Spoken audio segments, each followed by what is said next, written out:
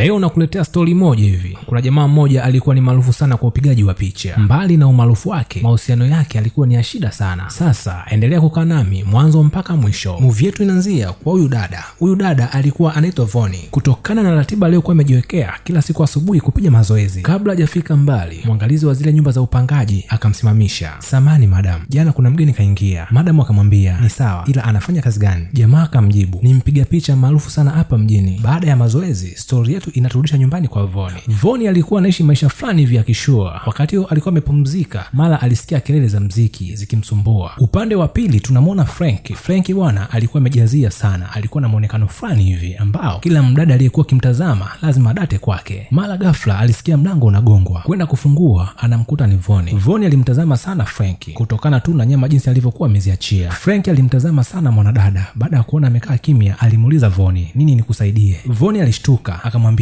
"Samani, unaweza ukapunguza sauti ya mziki wako? Maana tunashindwa kulala wengine." Baada ya Voni kuongea, Frank alipunguza sauti ya redio. Kisha Voni aliondoka. Frank alibaki akimtazama sana Voni kwa makini, maana hakutegemea kile alichokiona. Ama kweli watu wameumbika. Siku nyingine iliyofuata, Voni akiwa amekaa na rafiki yake alimwambia, "Humo ndani pamegeuka kuwa dangulo." Rafiki yake alimuuliza, "Shida nini?" Voni alimjibu, "Yaani ndugu yangu, kila aina ya mziki, sio rege, sio dansa, sio hip hop, kila aina ya uchafu wa mziki unaojua wewe, humo ndani imekuwa ni kero." Kabla Voni hajamaliza mazungumzo, alisikia kelele kule chini. Upande wa pili tunamwona Frank alikuwa ameandaa party, alikuwa amealika marafiki zake. Kutokana na ile hali iliyokuwa inaendelea kule chini, Voni alishindwa kuvumilia na kumfuata Frank. Baada ya kufika kwenye chumba cha Frank, alikuta marafiki wa Frank wakiwa wanacheza mziki pamoja na kunywa. Frank baada ya kumwona Voni, Frank alifurahia sana. Alimfuata Voni na kumwambia, "Tunaweza kucheza mziki pamoja?" Voni alichukizwa na kile kitendo, kisha alimchukua rafiki yake na kuondoka. Hii ni siku nyingine tena. Usiku Voni akiwa amejipumzisha, alisikia mziki mkubwa sana kwenye chumba cha Frank. Kama unavyoelewa, nyumba za upangajini kila mmoja na vibe lake. Kuna wengine wanapenda mziki mkubwa sana na kuna wengine hawahitaji vurugu kabisa. Asubuhi yake kulipopambazuka, Frank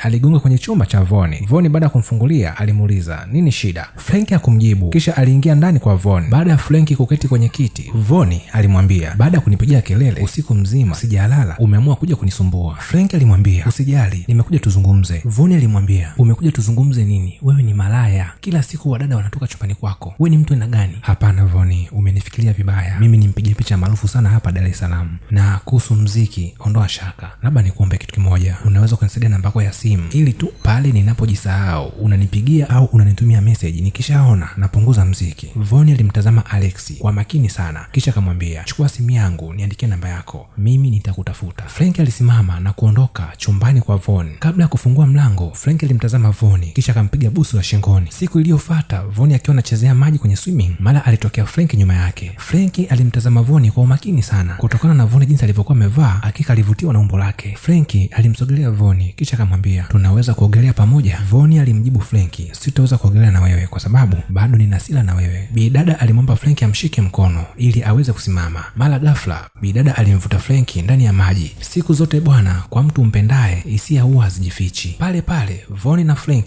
walibaki wamekumbatiana huku wanaangaliana usoni. Shida huwa inaanzia hapa. Usiku Voni akiwa amejipumzisha, Voni alibaki kuwaza kitendo alichofanywa na Frank pale kwenye swimming. Asubuhi yake Frank alimgongea mlango Voni. Voni alipofungua alimkaribisha ndani. Frank alimpatia Voni zawadi ya champagne. Utajiuliza huyu dada alikuwa anafanya kazi gani? Kumbe huyu dada ni mtaalamu wa kuchora. Voni alimwonyesha Frank picha mbalimbali, kisha Frank alivutiwa na uchoraji wake. Frank alimwambia, "Kwa jinsi unavyochora, naomba unipatie ofa na mimi." Bidada akamwambia, "Unahitaji ofa ya nini?" Ndipo Frank akapumua kidogo akamwambia, "Unaweza kunichora?" Bidada akamjibu, "Ndiyo, ninaweza kukuchora, ila inategemeana na picha." Frank alimtazama binti. Macho ya binti naye alikuwa kwa Frank. Frank alijingatangata akamwambia, "Je, unaweza kunichora nikiwa mtupu?" Stori yetu inahamia sebreni. Kwa kuwa Frank alikuwa ni maarufu wa upigaji picha, aliamua kumkalisha kitako mwanadada na kumwonyesha picha mbalimbali alizopiga ndani ya nchi na nje ya nchi. Kidogo hapa magari yakawa yamegongana, lugha zikaendana. Bidada alimwangalia Frank kisha akamwambia, "Kumbe nchi nyingi umetembea Hongera sana." Hapa mwanadada baada ya kulizika kutazama picha mbalimbali, aliamua kufunika kompyuta mpakato. Kisha Frank aliamua kumsogeza na kumkisi mdomoni. Wow.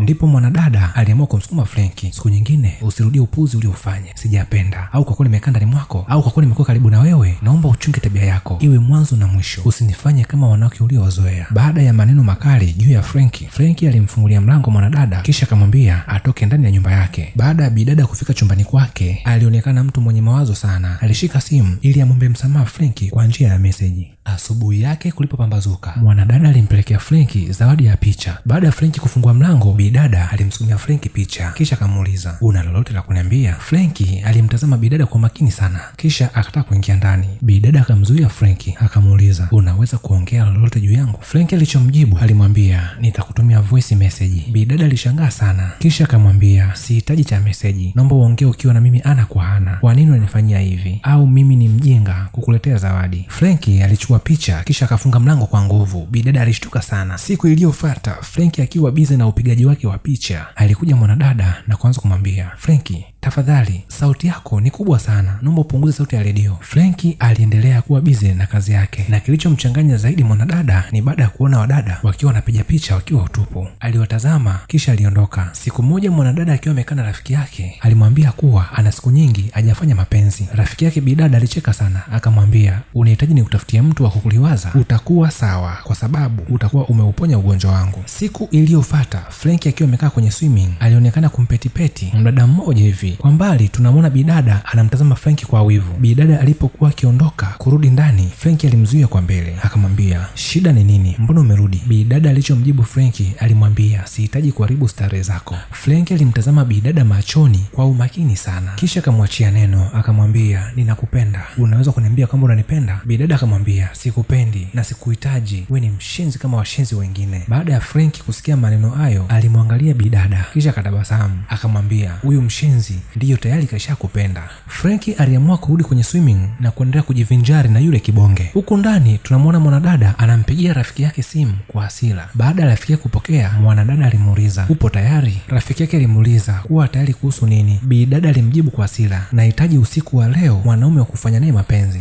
Baada ya usiku kufika, alionekana bidada akiwa katika maandalizi ya kujiandaa kuja kufanyiwa sakramenti, yaani kwa lugha nyingine tunasema anajiandaa kuja kushenyentwa. Wakati huo bidada akiwa katika maandalizi ya kujiweka sawa, mara ilitokea shoti ya umeme ndani mwake. Umeme ulikata kutokana na hali ya hewa ilikuwa mbaya, radi, upepo. Alijawa na uoga, ndipo alimpigia simu Frenki ili aje amsaidie kurekebisha. Baada ya Frenki kuingia ndani, alimwambia, kutokana na hali ya hewa ni mbaya nje, fundi hawezi kuja usiku huu, hivyo nakushauri ulale, kesho watakutengenezea. Upepo na ngurumo za radi zilizidi kuongezeka. Hii ilimtia mashaka sana bidada. Kwa kuwa bidada alikuwa ni mwoga sana, alimwomba Frenki waende wakaenee chumbani kwake kwa kuwa kule kuna umeme. Baada ya Frenki kumkaribisha bidada ndani mwake, alimwandalia chai ili amuondolee ubaridi. Frenki alimtazama bidada kwa makini sana huku akimmezea mate, kisha akamwambia, ukimaliza kunywa chai twende tukapige picha. Bidada alimtazama Frenki kisha akamwambia, sijavaa nguo. Frenki akamwambia, hata hizo pia zinatosha. Baada ya bidada kumaliza kunywa chai, picha zilipigwa kama kawaida, mapozi tofauti tofauti hapa na pale. Frenki aliendelea kuonesha umahiri wake katika upigaji wa picha. Bidada pia naye alizidi kumpagawisha Frenki kwa mapozi mbalimbali. Baada ya upigaji wa picha, mwanadada alikuwa amechoka sana. Frenki alimpeleka chumbani kwake kisha na kumwonyesha bafu na kuanza kuoga. Baada ya kuoga, Frenki alimwandalia chakula mwanadada. Walikula pamoja na kufurahi. Baada ya hapo, walikaa wakapiga stori mbalimbali. Baada ya stori kuwaishia, walibaki wanatazamana. Baada ya ukimya wa muda mrefu, Frenki aliamua kuziweka wazi hisia zake kwa mwanadada. Kwa kuwa usiku ulikuwa ni mrefu sana, bidada aliamua kuingia mikononi mwa Frenki,